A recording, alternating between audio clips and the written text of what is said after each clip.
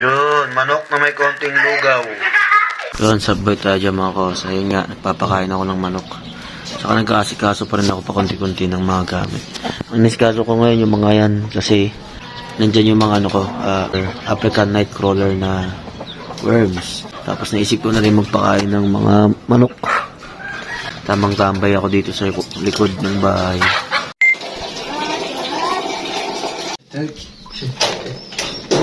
Papa. Kakape muna tayo dito sa bahay ng kapitbahay. Yung tubig eh. Nandiyan lang ako sa sariling kape. Coffee and nuts. Sa umaga. Yun, manok na may konting lugaw. O, ito naman yung lunch. Yun mga kosa, hanap tayo ng taxi pang hakot.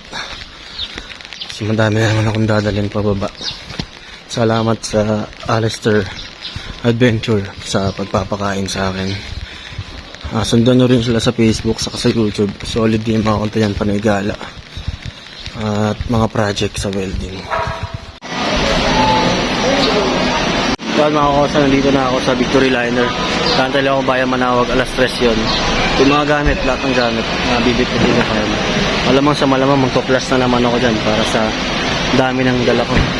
Pero sana naman hindi ganun kalaki. Bas na ako.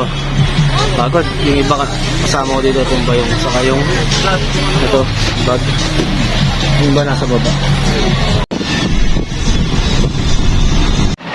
Basta sa season.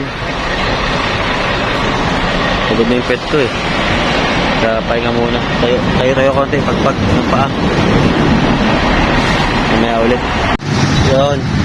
Sana sinto na mga kosa. Tapos pauwi na rin tayo. Nakakargan na lang yung mga gamit.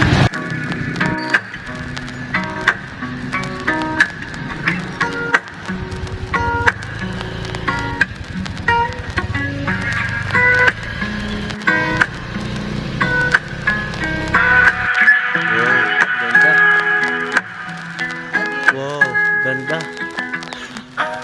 Hanggang dito na lang. Baka gawa para nababalik ka.